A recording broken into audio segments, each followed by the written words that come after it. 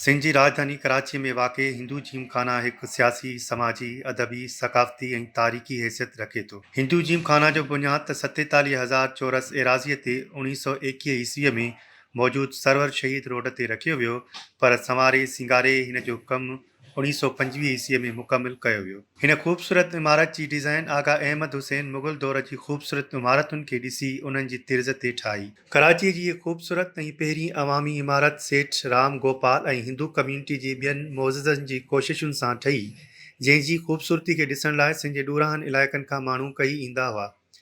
विरहाङे बाद जिथे सिंध जी ॿियनि ख़ूबसूरत इमारतुनि अंदरि मुख़्तलिफ़ इदारा क़ाइमु करे उन्हनि जी सूंहं खे बिगाड़ियो वियो, उते हीअ तारीख़ी इमारत उन खां बची न सघी। मुख़्तलिफ़ वक़्तनि ते हिन तारीख़ी इमारत अंदरि मुख़्तलिफ़ इदारनि जूं आफ़ीसूं क़ाइमु कयूं वियूं। हिन वक़्तु हिंदू जिमखाना में national academy of performing arts, Aligarh university, artillery Maidan police थाणो, artillery Maidan police line, DIG police office, traffic police थाणो, traffic police training college, Muslim जिमखानो, Haji Abdullah Hussain Muslim Gymkhana park, CPLC south office ऐं ट्रैफ़िक पुलिस सेक्रेटरीट जूं इमारतूं क़ाइमु आहिनि।